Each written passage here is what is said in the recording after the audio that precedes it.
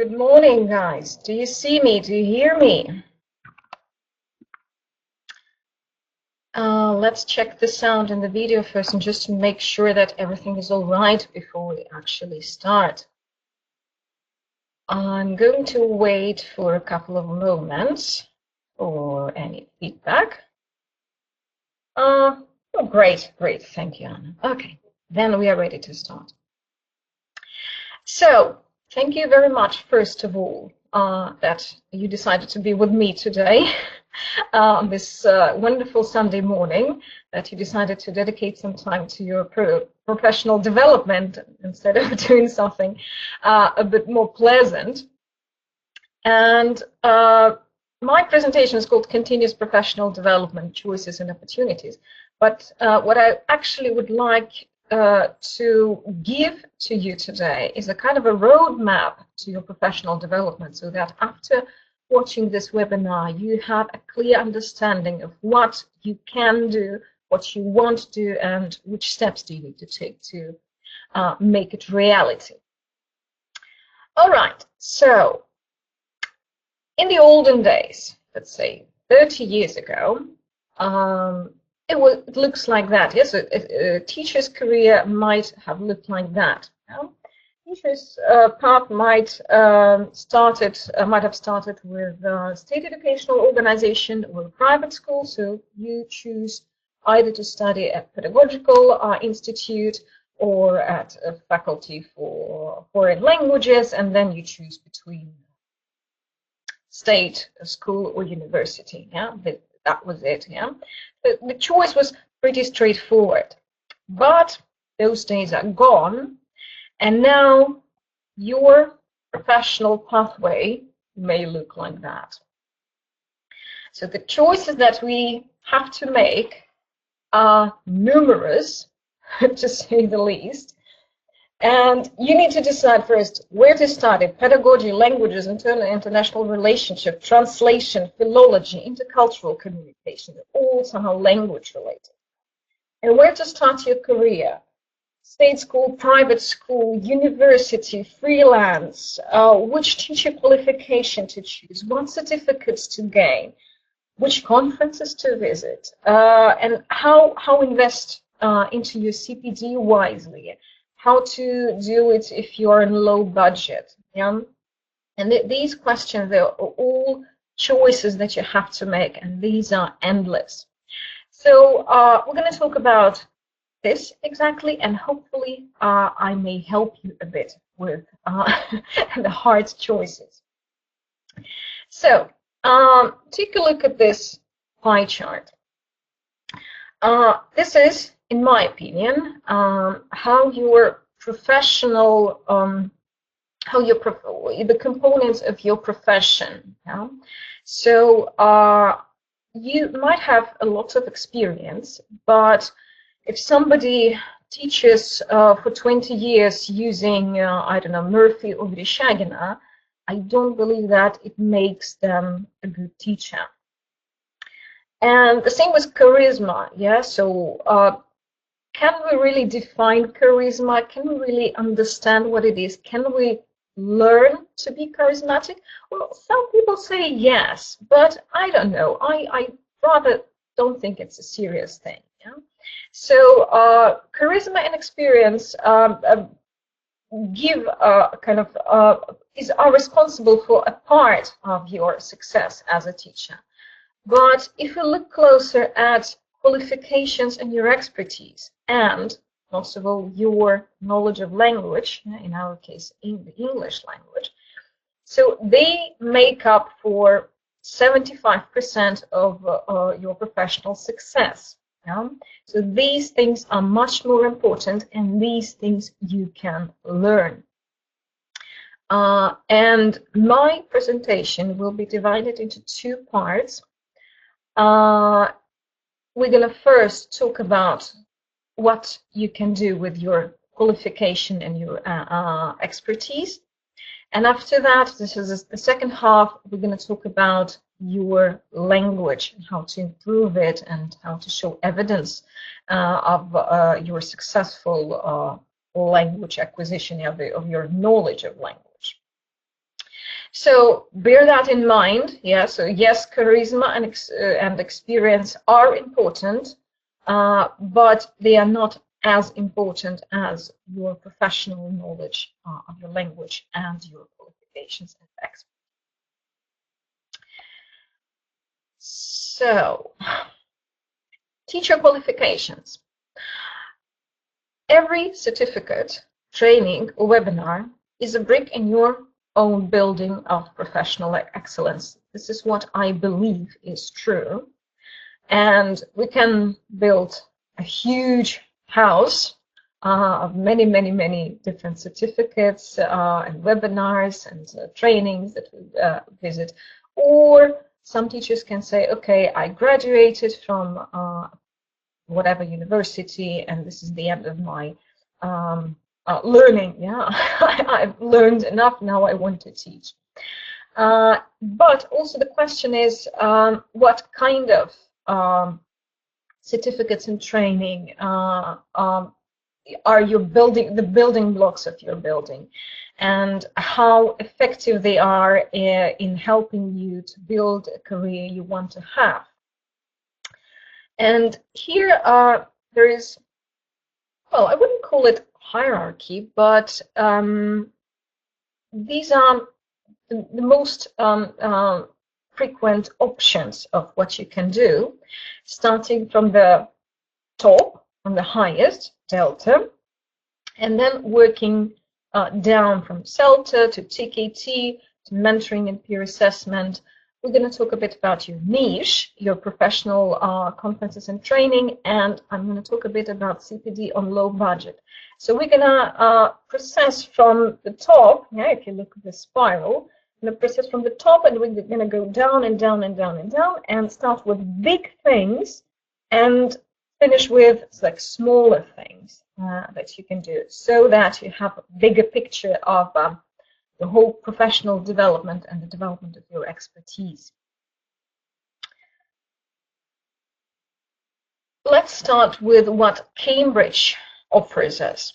Cambridge English is a huge institution, and I'm quite sure you all know about them, and maybe you know quite a lot about them, because they are responsible for language exams, and it's probably one of the most authoritative and famous institutions that provide certificates for language qualification. Yeah, you all know CPE, CAE, FC, Young Learners, CAT, PAT, and so on.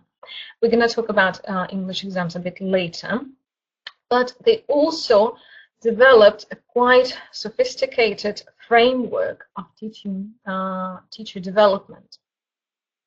And they are actually responsible for the most wanted and the most popular teaching qualifications in the world. And when we talk about Cambridge English, we talk about CELTA, CELTA, ICELT, and some other qualifications. So, and this is what they developed. This is a framework of teacher qualifications. So, you can take a look at their website, and all the links, everything that I'm going to mention, all the links you will find at the end of my presentation. There's going to be a list of useful links so that you can have them in the same place. And if you go to Cambridge website, you can see a couple of frameworks, and you can find descriptors of these levels of foundation, developing, proficient, expert. If you know this CFR, yeah, A1, A2, B1, B2, I'm quite sure you heard about that at least, or you might know quite a lot about it. And there is a similar framework developed by Cambridge for teacher qualifications. And yeah, so first of all, you can find the descriptors where they write what exactly a teacher at, let's say, foundation stage can, what a teacher at proficient stage can do, knows, and so on and so forth. And this is a table that I wanted to show you today. These are the Cambridge qualifications put on this framework. And what can we see? Yeah, we see well, language for teaching. It's the introductory course for like A2, B1 language development for teachers. But most interesting here are CELTA and TKT. And some people ask like, oh, TKT is a bit further than CELTA. But this is actually because if you look at all modules of TKT, yeah, they cover actually more than just CELTA, even though the difference between these two certificates are quite huge. I'm going to talk about it later. Yeah. So CELTA is kind of the start, even if it's also quite a debatable statement. And then we have TKT as a between foundation and developing. And then we have Delta, yeah, which is the middle between developing and proficient. And somewhere near Delta is ICELT. And as far as I know, Anya Trofimova gave a webinar on ICELT with you a year ago, as far as I remember. There was a webinar by her. Yeah, and Delta, of course, so Delta is like the top. Yes, Anna, you say it's true. Yeah, so Delta is actually the furthest, the highest you can go in Cambridge qualifications. You can also see here EMI skills, but it's English as medium of instruction. So this is for people who teach at university, their subjects in English, kind of CLIL for university. And let's start with the biggest one, yeah, so Delta.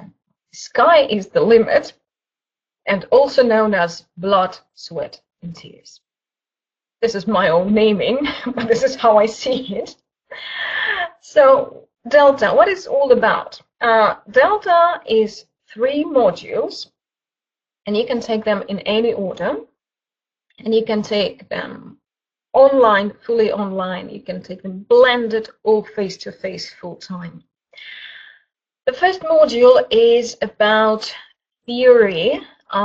You study either with a course or on your own. You basically read a lot of books, and you try to apply this knowledge of books to specific tasks. So you learn more about assessment, you learn about why course books are made in the way they are made. You learn a lot about language awareness, so all this theoretical grammar and phonology that you had at university, there's a huge refreshment on that. And yeah, so Delta 1 gives you a solid theoretical preparation. Also learn a lot about theories of second language acquisition, the history of methodology, and so on. But this is a basic, it's just a written exam. So you go to an exam center, you have a pen and a paper, and you write for 3 hours by hand. That was a challenge for me, you know. That was probably the most challenging part of the exam, you know, to be able to write 3 hours non-stop. And yeah, solid theoretical preparation. Module 2 is teaching practice, and this is actually the backbone of Delta. This is the biggest, the longest, the most expensive thing in Delta, because you teach a series of lessons. They are assessed by your tutor. You have a local tutor. Well, if you do it full-time, you have 2 tutors in the same place. Yeah, if you do it online, as I did it, so you have a local tutor who takes care of you locally, so preferably they live in the same city, and there is a kind of main tutor who lives somewhere. Mine lived in Cambridge, for example, and there are lessons, so you prepare lessons, and it's a lot of work to prepare a lesson plan, because an average lesson plan on Delta takes something like 12 to 15 pages of written text. And I also write background essays. So you research a topic first. You want to help your students with a particular problem. You read, research, write an essay on that. Then you think of a lesson. You prepare a lesson, you teach lesson, you get assessed, and you have a feedback. And the whole thing takes from 6 weeks full-time or to 8 months online part-time. So I just, a week ago, I finished my module 2, I gave the last lesson in the series, and for the last lesson, which is called external, a person you don't know comes from somewhere. So my my person came from Madrid. You can imagine, to fly from Madrid to St. Petersburg, and she just attended the lesson. I was not allowed to like speak to her or to be in any contact with her. And then she gives her judgment to Cambridge, sends it to Cambridge, and there when I get my final mark. Natalia, thank you for congratulations. It's a bit early to congratulate me because it takes Cambridge 3 months to give me a grade. Yeah. So now I submitted everything, and now I wait until February to know my grade. Okay, good luck with it. Marina, it's a good question. No, is it possible to state that you're Delta qualified if you've taken just one module? Cambridge is very straightforward on this topic. You only can call yourself Delta qualified when you took all 3 modules and you passed. Then you can write in your CV or wherever that you're Delta qualified.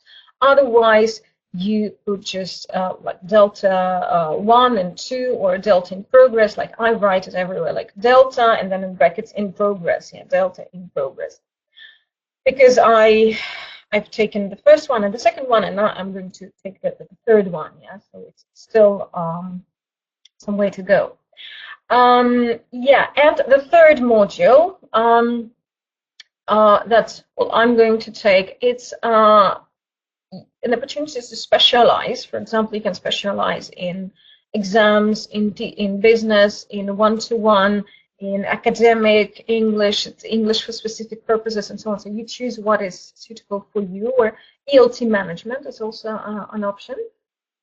And then you submit a written work, so it can be a development of a course. Yeah, so you actually plan a series of lectures, and you show how it can be assessed, and you take your learner needs into account and so on. So development of a course.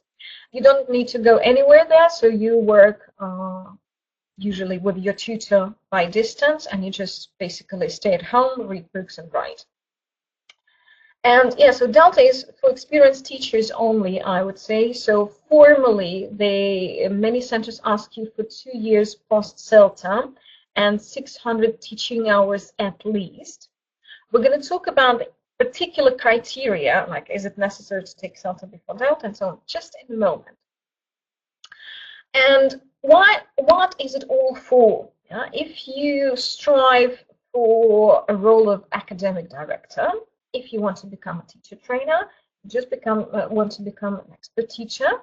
Yeah, so this is a path that you may follow. Yeah, and a couple of things from the Cambridge website. Yeah, what a Delta qualified teacher can do: understands and can apply the key principles of syllabus design and course planning, language awareness, understanding of language acquisition systems skills. Yeah. And understanding of methodology, approaches, and methods. So you really learn a lot about different methods, their difference, and their application in a particular context. What is good about Delta? You know how to help learners to achieve their goals in best possible way from lesson to the course. So this is what I started to feel at the end of my second module, that now I really know what I need to do. Yeah, what particularly can I do to help my learners to achieve this or that?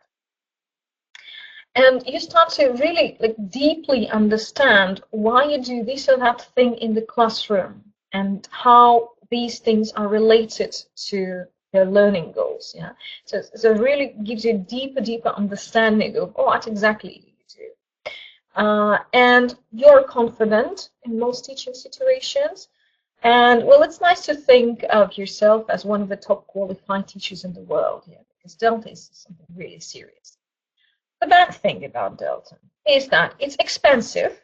Yeah, you really, well, I don't know anyone who hadn't saved for quite a long time to do their Delta, yeah? So you really might have saved money for a year or two or even more, yeah? It's expensive, and that's why I believe it's better to take it part-time and locally, yeah? So where you live, because if you have to like stop working for 6 weeks, go to a different country, pay there for rent, for food, for everything, it's a hell of a lot of money. It's exhausting. Well, believe me, again, I've just finished this and I'm totally exhausted. It's been a very, very long and exhausting journey. You really like try to do your best. It's painful, and what I mean with painful is that, you know, it's really hard to get such a detailed feedback on your teaching.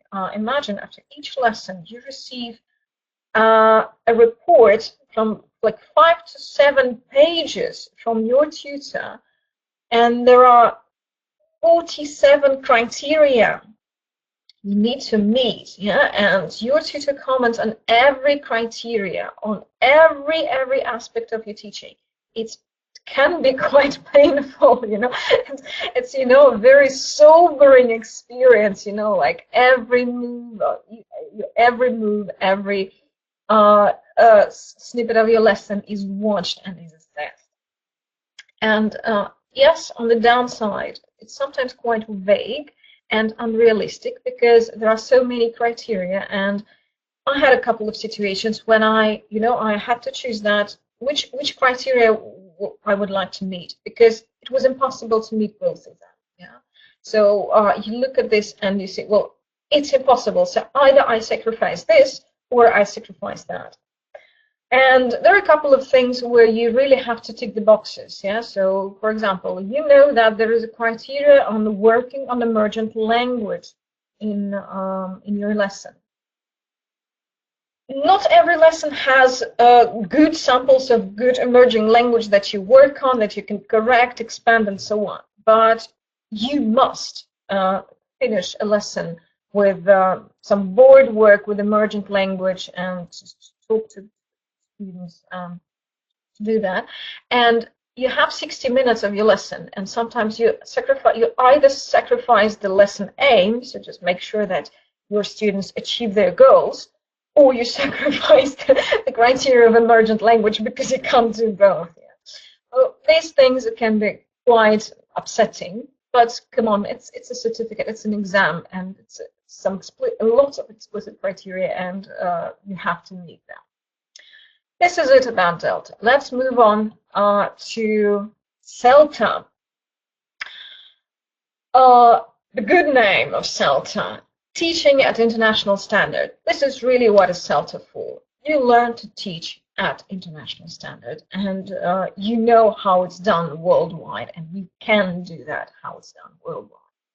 But it's also known as survive a month without turning gray. Because a lot of anecdotal evidence of people who really were sleepless this month, turned gray, had a nervous breakdown, and whatever. I don't know. I had a fantastic experience of my 4 weeks of CELTA. I loved every minute of it. We had fantastic tutors. We had a fantastic group. We had a lot of fun. Yes, there was a lot of work, but I didn't have any gray hair after that, but I was lucky with it. Some people don't, and some people are really exhausted after this course. I can say that it breaks you down and builds you up as a teacher, no matter what background or experience. It's still, I believe that it still can give you a lot, even if you think of yourself as a good professional teacher. And again, no matter how many years of experience you have, the experience in itself doesn't tell you anything about how well you teach. 4 weeks full-time, face-to-face, or 4 months part-time. Many centers give you this option as well. So I know that, for example, St. Petersburg, the center gives you now a 3 months part-time opportunity to do it. And it's about essential knowledge of principles of effective teaching. What is the most important thing on CELTA is that you get an expert training, expert training and feedback on your teaching. So you are watched. There are 8 assessed lessons. There are more assessed lessons than in CELTA. And the feedback that you get from your tutors, it's something that no online course, no training, no seminar, no webinar can give you. You have a personalized feedback on your teaching, what you need to improve, what are your strengths, what are your weaknesses. So you pay your money for that. And then it's most wanted teacher qualification in the world. Yeah, it's recognized worldwide. If you think of immigrating, an option for you. If you want to be a better teacher in the country you live in, very good option for you. Range of practical skills to teaching adults. Yeah, so you know exactly how to conduct a lesson, how to teach listening, how to teach reading, how to teach speaking, and so on. And it's all about practice. Yeah, it's practical ability to apply the learning in real teaching context. And the good thing about CELTA is that, yes, it can be done locally. Moscow, St. Petersburg, Rostov-on-Don centers in Russia, all good. I know some of the teachers, trainers, I know people who did CELTA there. I usually heard very good feedback from them. Kiev and Minsk, also in the post-Soviet space, and as far as I know, also good and strong centers. Can be fantastic group dynamics, learning, progress, and teaching experience, as I already mentioned. So for me, it was exactly like that. I had fun on myself. So I really loved it.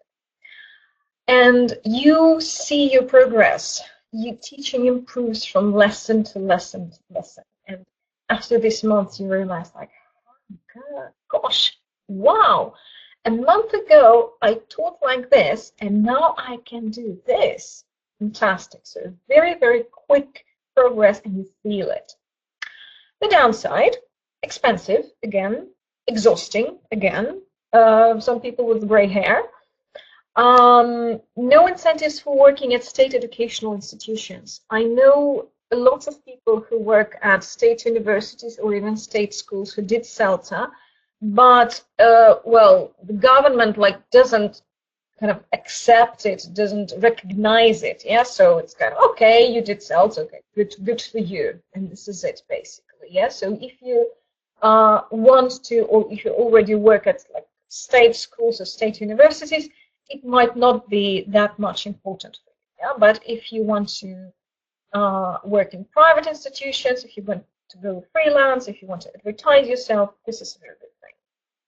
And it's about teaching adults only. Teaching adults and late teens. Yeah, it's not about teaching children. And Delta as well, it's only about adults.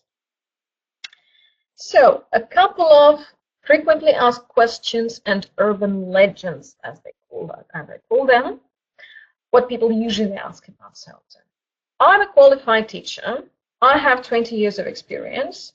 CELTA is made for native speakers without any experience, so should I take CELTA? So why bother?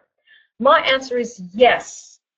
It's a very, very good idea to take CELTA if you studied in post-Soviet countries, if you studied at our universities, even pedagogy or whatever, you had nothing like CELTA experience. In our Russian post-Soviet code, whatever tradition, people are not taught to teach communicatively. People are not taught to effective peer work, effective feedback, effective correctness, effective lesson stages, being student-centered instead of teacher-centered, and so on. So no matter what your experience is, I'm quite sure, and I saw lots of examples where people really benefited from CELTA. Another frequent question is, can I jump to Delta without having CELTA? It is possible, but I personally would never recommend it. So central requirements differ. Some may allow you to do that, some may not. So I know, for example, like BKC Moscow, they don't allow you to take Delta Module 2, this practical one, without having CELTA. Some centers are more flexible. you can ask them, and you apply, you have an interview, and well, they either accept you or not. But I would say that common sense tells us that CELTA can put you under such pressure that you better learn to swim before you decide to cross the ocean. And also good to remember, good to know that CELTA has also the highest fail rate among Cambridge exams. I know a couple of people who failed their last lesson in Delta 2. They had to resubmit, and the number of people who failed the first module, the theoretical module, is a lot. If you look at Cambridge website statistics, you will notice the difference between the fail rates of Delta 1 and any other exams. And the third, top question about CELTA, is it better to take CELTA abroad?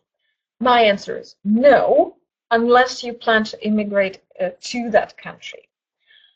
Again, if you work in post-Soviet countries, you will really benefit from learning to teach in your context. So learn to teach Russian speakers English. You're going to study these features, mistakes that Russian students typically make. And the tutors in Russia, yeah, they really adapt their the CELTA program to our reality. They can adjust a lot of things. Yeah?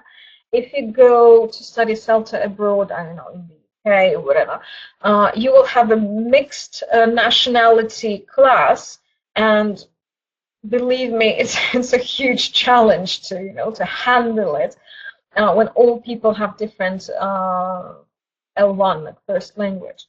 Plus, last but not least, you will save an immense amount of money, because remember, again, if you go somewhere for a month, you pay for your rent, you pay for food, you pay for visa, for tickets. It's a lot of money. I don't know, it's probably like, if you do it locally somewhere in Russia, you will save like up to 70 or 60% of the amount you would rather spend in the UK or anywhere else. Okay, yeah, guys, if you have any questions on the go, yeah, just feel free to ask them. I see the chat. Well, so to help you if you teach online, I believe yes, because actually online you basically do the same things. Yeah, if you teach online groups, you also assign them into pairs, like I do in Zoom, for example. You learn to do the same techniques, and it doesn't really matter if you teach online or offline, because the activities, the sequence of the lesson, the methodology is more or less the same. You just adapt it a bit to the online context. And even if you teach one-to-one, I still believe that CELTA can help you, because even though like CELTA is about teaching groups, but teaching one-to-one again helps you to make your lesson better, to be more sophisticated with the techniques and approaches that you use. You understand course books better. You understand why course books, good course books, are built in the way they are built. You understand the sequence of tasks, and you can like adjust course books to your context, but you do it in a principled way. So you understand why I don't need this particular exercise. I would rather jump to this, or I expand here a bit and I skip this. Yeah. So you kind of become more aware of all these things. That's why I think it won't hurt. But of course, you have to be rational about it, because if you live in a city where CELTA is offered, I think, well, why not? Save a bit of money and go for it. You don't have to travel somewhere. But I don't know, if you live in somewhere in Siberia and you need to, I don't know, to fly to Moscow, St. Petersburg, I don't know, 5,000 kilometers, be away from your family, spend a lot of money. It's a very huge commitment. So you have to have a very good reason to do that, yeah? Because it takes a lot from you. All right, TKT, yeah, the next step, a very good start for your CPD. The benefits are, it can be done module by module, you know that. You familiarize yourself with the communicative language teaching and the theory for CELTA. Many successful CELTA candidates did TKT before doing CELTA, because actually the theory is all the same. It's all about communicative language teaching. It's a lot about lesson planning, like TTT module 2, a lot of background to teaching and learning, module 1, and a lot of, you know, this correction, classroom management. But basically, it's a very smooth transition from you doing TKT into CELTA. So CELTA is where you can apply all these things in practice. It's a very good addition to your CV or portfolio. And yes, it's affordable. Comparing to CELTA and Delta, oh goodness, it's much more affordable. The bad thing, yeah, it's no teaching practice, yeah, so you can apply it in your lessons, but you don't get feedback on it, yeah, and so no tutors, no one who can watch your lessons and give you feedback, but we can talk about it later, because there are ways of doing it. And yeah, so it's not like that much prestigious as CELTA, but the question of prestige is, again, questionable. Yeah? Okay.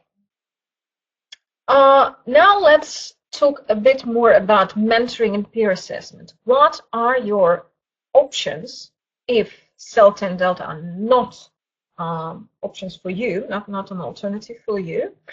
And what can you do? Yeah, if you realize that it's too expensive for you, if you realize that you can't be away from your family for a month, if you can't go wherever far away to do these courses, what can you do? Yeah, well, it's not available to everyone. Yeah, and there are actually two things I propose. So first of all, it's to find a mentor or to find a study buddy. And in both cases, you can do more or less the same. You can find a mentor like you like and you trust, a person who is teacher, trainer. Well, basically, your online options are unlimited. You can choose whatever person you like. And you can agree with them on your individual CPD plan. Yeah, it can contain reading methodological literature, observing other people's classes, experimenting in your lessons, teaching, recording your lessons, evaluating your lessons, and improving, and so on. You agree on the timeline of your action plan, so you talk about what you want to achieve, in how long will it take for you, and you can record your lessons and send them to your mentor. Yes, so if the person you chose as your mentor is professional and is capable of giving you good feedback, why not record your lessons? Let it be online, let it be offline lessons, and send them to your mentor and have something similar to a CELTA Delta feedback on your teaching. It can be very, very, very valuable and useful for your development. And remember that a good mentor gives you encouraging feedback and shows you how you can experiment and improve. Yeah, because if you get a feedback like, "Oh, everything is terrible, give up teaching," yeah, it's not very constructive. And the same thing, almost the same thing, you can do with your study buddy. Find someone among your colleagues, agree on your CPD plan and the timeline of it, record your lessons and exchange the recordings of your lessons, create a set of criteria in peer assessment. You can take a look at CELTA Delta criteria. You can develop your own. You can, for example, after you've taken a TKT preparation course, you can create the assessment criteria based on what you learned in your TKT course. And be positive, be non-threatening, share your opinions and expertise with others, and help each other to grow. It can also be very, very productive. Then, professional trainings, workshops, webinars, conferences. Where to go, how to invest your money wisely, because we're just bombarded with all sorts of events for teachers, and you can be just at loss, like, oh, where do I go? What do I do? And it all costs money usually, yes. So there are, again, choices that you need to make. My advice, my golden rule, is to start with carving your niche first. What I mean with carving your niche is that you need to think carefully about who am I as a teacher? What context, ages, levels do I teach now? And where I would like to go, I mean, let's say 5 years time, or 3 years time, 2 years time, 10 years time, whatever, where I want to develop, yeah? And you need to really narrow down your specialization. This is kind of disease of many teachers. Like, I teach everyone. I teach kids. I teach teenagers. I prepare for exams. I teach adults. I teach business English, whatever. Yeah.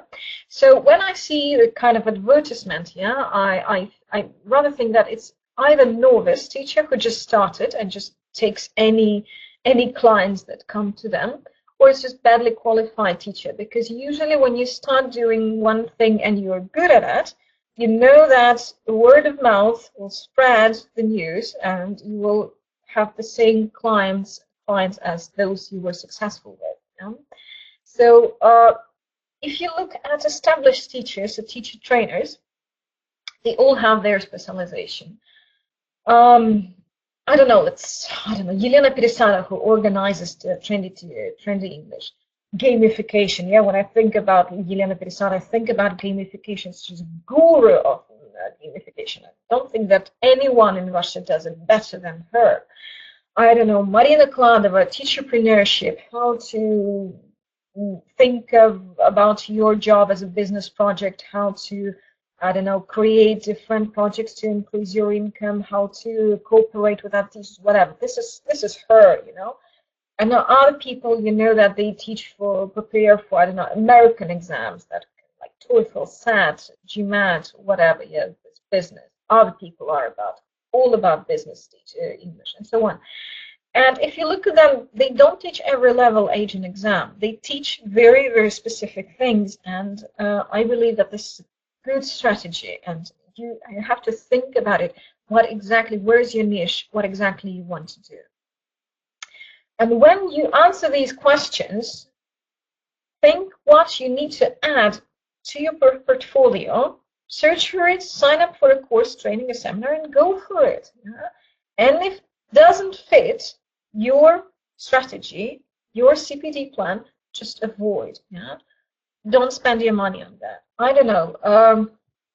There is, I don't know, a trainer comes with CLIL, yeah? And, well, for example, I know that CLIL is not my thing. I don't do CLIL, and I won't do that. So even if, I'm quite sure that the event will be great and interesting, and the speaker will be good, and a lot of my friends go there. I don't go there because it's not my thing. I don't want to spend my money on it. I'd rather spend my money on something else that is relevant to my experience, yeah? So be careful, yeah, be assertive and be selective. A couple of examples so that you understand a bit better what I'm talking about. For example, you say, I teach teens, but I want to prepare for ЕГЭ. What do? I don't know ЕГЭ format. It's all a bit frightening. It's difficult. What do? Well, first of all, make sure that your own language is up to scratch. Yeah, so at least pass FCE. Yeah, to make sure that your language is enough to prepare for ЕГЭ. Download and study all the PP materials, yeah, the institution who develops ЕГЭ. Follow their annual reports. Try to do a couple of exam papers. They're all reports there on the website. It's a bit difficult to find them, but I think you will cope. Yeah? Then sign up for a course or two of renowned ЕГЭ experts or teachers, so people who really are famous for their ЕГЭ expertise, yeah, and be specific with your choice. When you choose, think about why you need this particular course and how it can help you to teach better. Yeah, like a personal message to the trainer. Ask them any questions about the course. What is the content of the course? What will I learn, and so on. And then you can Google for free webinars by ЕГЭ experts. It's again a lot of them. So I don't know, Andrei Mishin, who is председатель комиссии, yeah? So he's quite famous for ЕГЭ. It gives a lot of free webinars. Just search for them, yeah, Google them, watch them. And think about passing ЕГЭ yourself one day. Yeah, so put yourself in your students' shoes. Why not?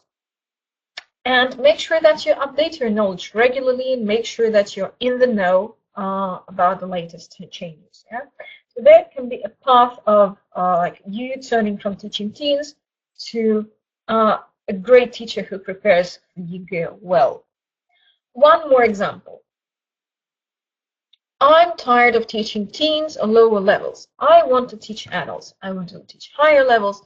I want to move away from this, from my context. Again, make sure that your own language is up to standard.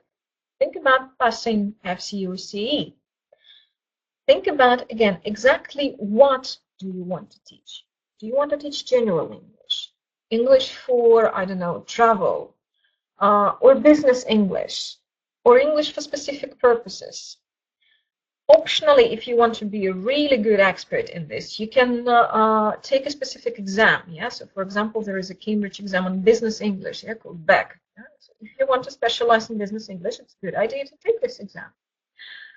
Think about a short intensive course to improve your teaching techniques with a renowned trainer. Yeah, so again, it can be like 2, 3, 5 days intensive, probably better face-to-face course with somebody that you know who's good. Yeah, or you can take a free online course. The list of online courses, again, there will be at the end of my presentation. So take something very practical and something that you can immediately implement in your context, with the students you want to teach more. I know that many teachers who want to teach adults start taking general English classes to see how it works. Yes, that's also a good idea. Thank you. Then you can browse YouTube for webinar seminars of renowned teacher trainers. There's loads of them. Again, you can get a list of like my personal favorites. Loads of information that is free and available to you. You just need to reach out and touch it. And again, update your knowledge regularly. So I hope it illustrates a bit, yeah, of what does it mean to carve a niche and stick to your CPD plan. So, and finally, teacher development on low budget. I say finally, it's only the first half. Then I'm going to talk about language, yeah. Don't forget, bear with me. How to make the best of the sources that are available for you, yeah? If you're on low budget, what can you do? There it is. What can you do?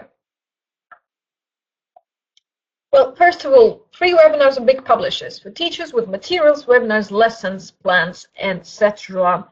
Cambridge, Oxford, Macmillan, Pearson, they do a lot for teachers. Of course, sometimes they like advertise their own course books and so on, but they invite experts, and experts give you a lot of very, very good and valuable information. Then there is a IATEFL, which is a British Association of Teachers, also unites teachers worldwide, and the membership costs £50 a year. Yeah, you might think if you want to join or not, but their webinars and conference streams are available for everyone. And every April there is IATEFL conference somewhere in Britain, and you can watch streams. So this is what I've been doing for, I don't know, like 3 years. I try to, you know, just select the lectures and the plenaries I want to watch, and I watch it, and they're all stored on a website, so you can watch streams from, I don't know, the last 10 years. Again, the link at the end of my presentation. British Council website for teachers, a fantastic, I guess it's called Teach English. The link will follow. A lot of good articles by expert teachers. One Stop English, loads of free and subscription-based resources. If you search for a lesson plan of specific level, specific topic, they have a huge database. You can always find it. And again, they publish quite lots of free material. Then, YouTube channels of renowned teacher trainers, language schools. I personally like Hugh Della, Scott Thornberry, Mike McCarthy, International House. The list will follow. you can watch just fantastic lectures there. You can watch fantastic lessons. You have a recording of lessons by Hugh Deller or by Luke Meddings, the co-author of Scott Thornberry on Dogme. In my VK group, I also regularly publish this kind of gems that I was able to find on YouTube, and I can look. Good, this is really great. Loads of free online courses for teachers. Most of them are on Future Learn platform. Some of them are Coursera, edX. It can be related to teaching, or it can be related to some other topics, but anyway, it's all in English, so you can improve your language and your teaching by taking these courses. They are free to do, and you can purchase the certificate if you want to. And then we have lots of local teacher communities and organizations. We have NATE, National Associations of Teachers of English. They also make an annual conference this year, 2019. It will be held in St. Petersburg.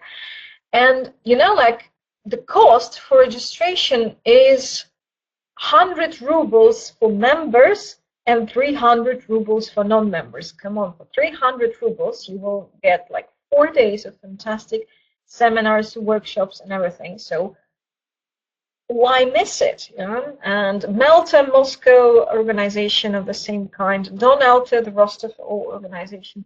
One of the best conferences in my life was in January in Rostov. It was free of charge. Jeremy Harmon came there and gave, I think, 4 plenaries in 2 days. It was fantastic. It was just fantastic. I don't know. I was ready to pay much more than this like 200 rubles I actually paid. Yeah. So look out what's there for you. Yeah, and don't miss such things. Teacher bloggers. Again, you will have a list of my favorite teacher bloggers. And last but not least, VK. Here I don't give you any particular recommendations because there are very good things on VK, there are so-so things, and there are bad things on VK, but I don't want to kind of advertise or not advertise and give a bad publicity to anyone. Okay, now we're moving to language proficiency. And to start it, yeah, you may think of the following thing. Your mastery of the language is as important as the ability to play the musical instrument for a professional musician. If you haven't practiced for a week, your fellow musicians will notice it. If you haven't practiced for a month, the public will notice it. This is a paraphrase of a famous quote. I guess it was the piano player Sviatoslav Richter.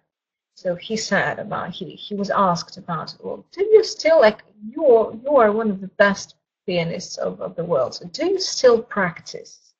And that's what he said. Yeah, if I don't practice for a week, my colleagues will notice it. If I don't practice for a month, my audience will notice it. This is 100% the same with us teachers. If you don't work on your language, if you don't speak the language, it will be noticeable. So again, there is this I don't know, call it a ladder, I don't know, whatever, from the top to the simpler things. Yeah, so from CPC, FC, how to prepare, self-preparation, low budget language improvement, and ways to improve your language every day. So let's start at the top. CPE, also known as perfectionist only, and a treasure hunt for procrastinators. I will explain in a moment what I mean with that. So CPE allows you to study demanding subjects at the highest level, negotiate and persuade effectively at senior management level. May not be so relevant to you, but anyway, this is what Cambridge says. Understand the main ideas of complex pieces of writing and talk about complex and sensitive issues and deal confidently with difficult questions. And the the good thing, yeah, why bother taking CPE? So first of all, this is the highest you can go on a Cambridge scale. This is like the top, yeah. It's very prestigious for teachers. Well, if you advertise it appropriately, yeah, if you explain to your clients, students, what exactly it is, yeah. Because don't think that anyone apart from teachers know what is CPE. And it's essential if you want to go for CELTA, Delta, MA in teaching, whatever. And it covers most demanding language requirements of any teaching job abroad. So if you have CPE, like there are no questions about your language proficiency, whatever you do. The good thing about CPE is it's possible to prepare on your own. Oh, look at me, I prepared on my own.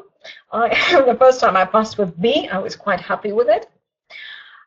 You learn loads of good language and improve immensely during preparation. So this is what I personally think is the best thing about this preparation. You learn a lot of language, the language you wouldn't meet otherwise, you wouldn't learn otherwise. This is also a great motivational goal for improving your language. Yeah, so you can just improve from time to time, but if you decide to go for the exam, you have a strong motivation. It adds to your reputation and expertise, definitely. And it's a good and valid reason to charge more for your lessons. If you pass CPE, or goodness, please raise your price, because it's so much work, it's so much investment in the preparation course, in the exam actually, and so on. Yeah, so this is an achievement you can be proud of. The bad things. It's really hard to prepare on your own. Well, first of all, it's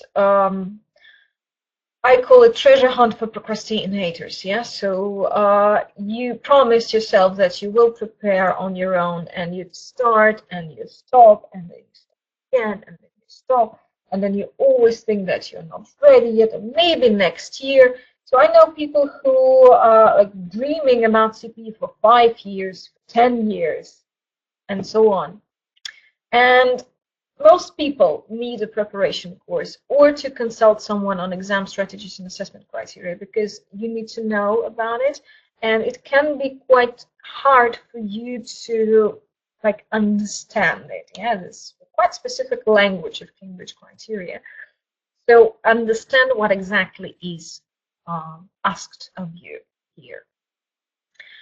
And the thing is that you will never be really prepared for the exam. You can prepare for a lifetime, and you can take and retake the exam. So for example, I like CPE, I took it twice, and you know, I improve every turn, yeah, and I know that I'm going to take it in 2 years time again. Like every 2 years I take CPE. Well, I like exams and I teach for exams. Well, that's what I do to keep me fit. But this is the feeling. I remember that when I first took CPE, I felt like, gosh, I will never be ready for that. I can prepare endlessly, yeah. And there is also a course can help you to like select things and to know where to stop. Yeah, so where to say, okay, now I stop. Now I just go and take the exam.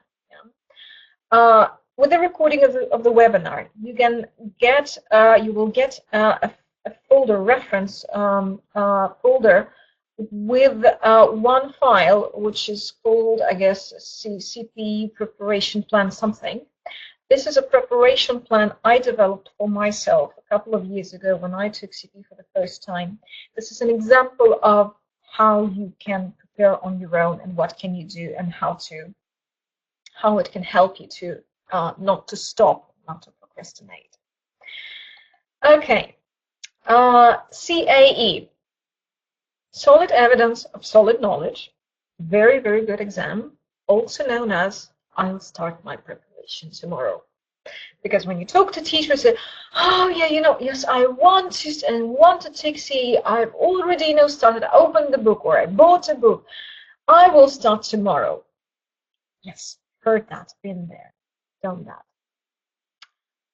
CEE can help you to follow an academic course at university level, communicate effectively at managerial and professional level, participate with confidence in workplace meetings or academic tutorials and seminars, and express yourself with high level of fluency.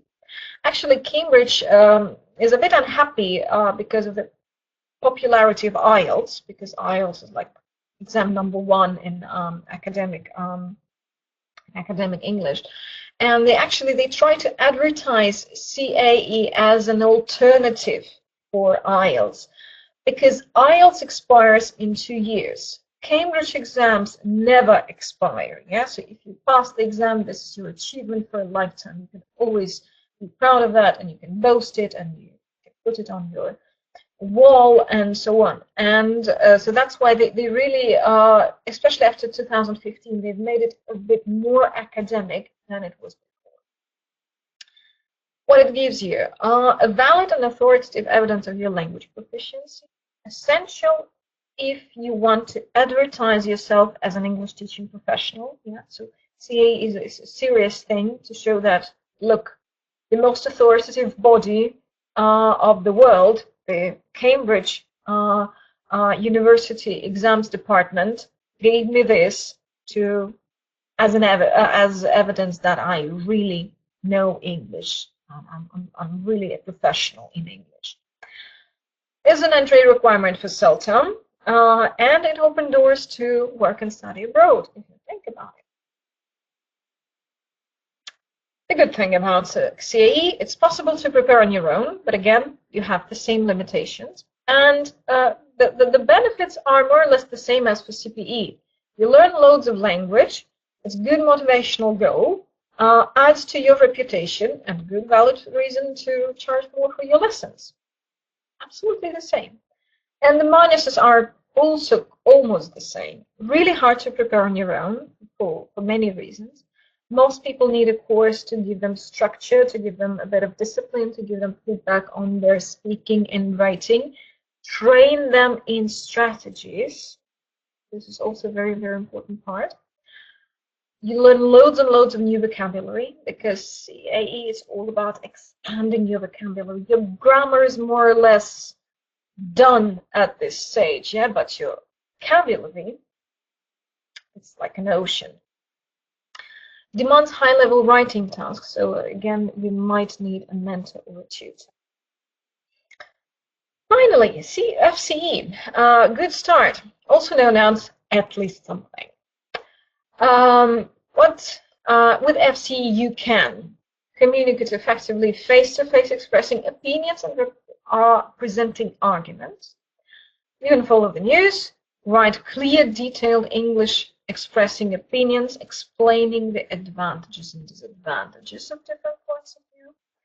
Write letters, reports, stories, and other types of text. So usually FCE is when teachers start to write anything. Teachers are terrible at writing. Everyone, all of my students who are teachers like say, oh, I'm terrible at writing. I don't know what to write. Yeah, so FCE, this is where you can start writing something. A good start for your teacher language development, really a solid start. Authoritative evidence of a decent level of language. Again, Cambridge certified that I passed at this particular level. Yeah, and if you pass FCE with A, in your certificate they will write C1 level, so it's advanced level. Mostly sufficient for teaching children, teenagers, and adults who study the language for their own pleasure. Yeah, so usually it covers this range of, I don't know, like 80% of teaching context. Essential if you want to prepare for ÖGY, Cambridge Young Learners, CAT, PET, and so on. Yeah, it's a very, very good start. And again, it's possible to prepare on your own. Great re-energizing of your language after a maternity leave or any pauses in your career. Again, most of the people who come to FCE course, they had long periods of not using their language. The language has become a bit rusty, and they need this re-energizing. Usually means after a degree in pedagogy in Russia, because again, the outcome of your higher education can be different. You can know a lot about theoretical grammar and theoretical phonology, but your speaking and writing and productive skills might be different. Yeah? And it helps you to stand out from the crowd of ordinary teachers. Yeah? So you're not just a teacher, you have a Cambridge certificate, and it's a cool certificate to have. Again, most people need a preparation course. Can be hard to be back to school after long periods of no learning. This is usual problems for FCE candidates. Some colleagues may look down at FCE holders like, oh, it's only FCE, it's not blah, blah, blah, CE, CPD, but it's their problems. So just, I don't care. At least I have something. I have FCE, and that's cool. That's really good language level. And if you feel embarrassed or self-conscious about it, remember Hugh Deller said once that the vast majority of teachers worldwide, their level of English is B2. Yeah? So something like 70 or 80% of all language teachers worldwide. Yeah? So there are not so many teachers who go beyond it, and it's okay because it serves the purpose. It serves the purpose of the students. But FCE is not enough to take CELTA or to study or work abroad. All right. How to prepare on your own. Where to search for a good preparation course. Let's look at what you can do here. Cambridge English website is the first thing you go to and study there. Again, the link at the end of my presentation. You start with downloading Handbook for Teachers and exam paper sample to know what you're actually embarking on, yeah, to know what it's all about. Browse for exam preparation course books, but notice that all these exams have been changed and updated since 2015, yeah, so all the course books that were published with 2015 exam specifications, usually they write it on the cover of the book. So pay attention, don't take old books because the tasks have changed quite significantly. I recommend personally to look for course books of big publishers. Yeah, again, it can be Complete series by Cambridge, Macmillan series Ready for FC, Ready for CE, and so on. Pearson Gold, very good series, and my personal favorite is the Expert series by Pearson. All my FCC CPE courses are built on Expert. I think that Expert is fantastic. I've tried more or less all of the books for preparation for these exams, and I believe that Expert has it all. Then again, go to Cambridge English YouTube channel. They have great webinars on exam strategies, on assessment criteria, on teaching preparation tips, models of speaking exams, yeah, to the candidates. Lots of good things. Look for serious and solid preparation course of experienced teachers who pass the exams themselves successfully. And I think that these are the most viable criteria, that the teacher passed the exam themselves, that they experienced, and they prepared successfully for quite some time. You're sincerely among them. Ha, ha, ha. Blatant self-promotion. If you decide to prepare on your own, select your course book and additional materials carefully. Yeah, keep your goal in focus. Make up a preparation plan. Yeah, so see the example of preparation plan in your resource folder you're going to get with the recording of the webinar. Do your best to stick to your plan. Remind yourself every day, why are you doing it? Yeah? So what do you want to achieve with this certificate? And take your exam results predictions seriously. It's possible to predict your exam results, and I have a free webinar on how to do that. Yeah? So if you look at this webinar, you will be able to statistically, so seriously, predict your results, your students' results if you prepare for UGO, whatever exam. Yeah. So take it seriously, because taking an exam is quite expensive. Yeah? It costs something like 10,000 rubles. It's lots of money. And if you do that, you want to make sure that, well, at least you're within the pass grade. Then, finally, low budget language improvement. What can you do to improve your language every day if you don't want to invest a fortune into it? I call it switch off your TV channel. It means that slowly, but step by step, switch your mobile menu into English. Switch your Facebook feed into English. Your YouTube, the things you read, like fiction. If you read fiction, if you have this habit of reading fiction, start reading fiction in English. Let it be detectives. Let it be easy novels, feel-good literature. There's loads of them, which are written in like simple and accessible English. Yeah, not everything at the same time, but just take one step at a time. Develop a habit of never watching films with Russian dubbing. English sound and English subtitles only. If you watch with somebody who doesn't speak English, which is quite often the case, then allow themselves Russian subtitles. Say, okay, just read Russian subtitles. People may protest. I know, I've been there. But I say, okay, just read Russian subtitles and listen to English. It doesn't hurt. This is how people watch movies worldwide, yeah, because there are, well, I can't even, probably France dubs these the films, but the rest, like Scandinavia, like Czech Republic, you know, this former Poland, Czech Republic, so a lot of countries never dub the movies, yeah, so they all watch it with English, with local subtitles, but the sound is in English.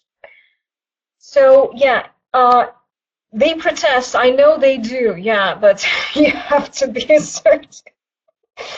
Yes, it's just a habit, you know. Just you watch 1 or 2 films with Russian subtitles, and you feel comfortable to read the subtitles, but your ear listens to English.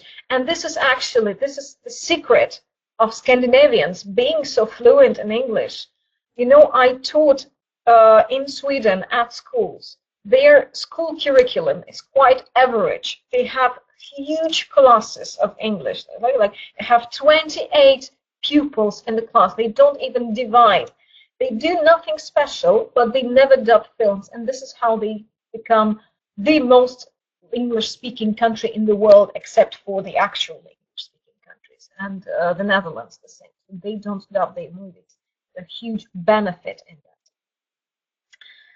Listen, and okay, so if you can't fight with the protesters, what else can you do? Listen to podcasts, YouTube talk shows, lectures every time you cook, tidy your flat, wash, iron, clean, water your flowers. You do that. I know you all do that. I do that as well. And you just, while you're doing it, so listen to something English. And again, if you folks protest, yes, and like switch it off, I don't want to hear that. There is a perfect solution. So there are these Bluetooth headset. I got a present from my husband recently. It's fantastic. I don't know, it costs like a couple of thousands of rubles, and not serious money, but you put your Bluetooth headset, yeah, you start something to listen or to a podcast. You go around your flat listening to that. You are happy, they are happy, and you improve your English. Perfect solution. Highly recommended. And then try and read at least a short article or news item in English every day. So subscribe to BBC on Facebook if you use Facebook. Download the Guardian free application, a fantastic app of Guardian, totally free of charge. Very, very good qualitative journalism. Any topic, choose the topics you like. If you don't like to read about politics, don't read politics. But read everything else. They have loads of good things. I love Guardian, fan of Guardian. And last but not least, have Quizlet application on your phone. And whenever you are procrastinating, come on, we all do, or fidgeting with your phone, like just go to Quizlet instead. Again, at the end of my presentation, you will have the access to my free Quizlet class. It hasn't been updated for quite a long time, I know that, but there's loads of good sets at advanced level. You can find loads of other sets on Quizlet. It's a fantastic learning tool. And the simple truths. This is where I want to finish my presentation. The simple truths are: you never improve your reading, listening, writing, speaking unless you read, listen, write, speak on a regular basis, preferably every day. The more you do a thing, the better you become at it. Your language is your instrument. The more you play it, the more professional you become. And you are a teacher, and it's your primary responsibility to be good at your subject. And you're a teacher. The better you know your subject, the better teacher you are. And one last thing you should always remember is that nobody's perfect, but you can be better than you were yesterday. And this is where I would like to conclude my presentation. Say thank you very much for your attention, for being with me. And then again, you will see the PDF of my presentation, and there we can find all the resources, useful links, web sources, YouTube channels and teacher organizations. Yeah, ITEFL Talk, Teaching House, Cambridge English, NATE, Melta, Don Elta, ELT bloggers, and Cambridge exams. And Cambridge exams will finally, again, Cambridge Handbook for Teachers. And then there are the webinar I mentioned, How to Predict Your Exam Result. This is my free webinar. Another of my free webinars that can be relevant to you, Vocabulary for CE, How to Teach and How to Learn. My Quizlet class, if you want to procrastinate effectively. And, well, yeah, if you're interested, you can take a look at my FCCE courses. I'm fully booked for 2018 and 19, but at some point in summer, I will recruit new students again. And thank you very much. Don't forget to subscribe to my community at VK. There's a link, and also I have a weekly digest of the best postings in my community, so you can subscribe and receive everything in your personal messages. Thank you very much. And questions? Do you have any questions? I know you have patience. You know, I've talked for almost 70 minutes. Oh my goodness. You guys have endurance. Thank you for being with me. Okay, so maybe somebody, yeah, somebody's typing a question. Let's wait for them. Do you want to be a teacher trainer? Well, more or less, yes. Yes, so this is why people usually do that. And I really enjoy working with teachers because like 90% of my students who teach language, who learn language with me, they are teachers. Yeah, so I teach for FCCE, CPD, and of course it's very useful to help them with their teaching as well. And I think that CELTA gave me a lot in this respect, and I enjoy doing webinars. And well, that's why I did it. I don't know, you know, like say, oh, you're a teacher trainer. I don't know what exactly it means. So, like, do you only do trainings? Do you only like work with teachers? I don't think that this is really so I should think about CELTA. Should I think if CELTA is my niche if I teach 10 to 18 years old students? I think that it might benefit you, especially if we talk about students like 15 and older. Yeah, and a lot of methodology of CELTA is applicable to like teaching teens. I think that teaching teens and teaching adults is not that much different, because this, like the specific thing about teaching teens is that you just need to understand their psychology, their motivation, their probably reactions to some things. But I don't think that it's a different approach and a different methodology. I think that if we talk about teaching children, like young learners, very young learners, there's a totally different thing. Yeah, so CELTA, if you teach only kids, then CELTA is not relevant to you. But if you teach teens, that can be very, very useful. Okay, Marian, any plans of, after taking all 3 modules of Delta, to slow down a bit? And well, I have a couple of ideas of what I can do, and I probably would like to think more in terms of you know, technologies and online development. I'm really what I'm thinking a lot, because now I teach fully online. I really think a lot about how to create friendly and efficient and effective environment for people to study fully online, beyond, you know, just the lesson. Yeah, so how can I help them to keep going? Because I know that this lack of personal, I don't know, touch, personal feeling when you see the person face to face, it's different, and I'm thinking about how to make it better. But I don't have any particular plans. Yeah, my plan is to slow down a bit. Yes. Yeah, any more questions? I guess no. Yeah. Okay, then, guys, thank you so much for being with me. You've been a lovely public. And yeah, see you soon somewhere. Have a wonderful Sunday afternoon, and have a wonderful week tomorrow. Okay? Thank you.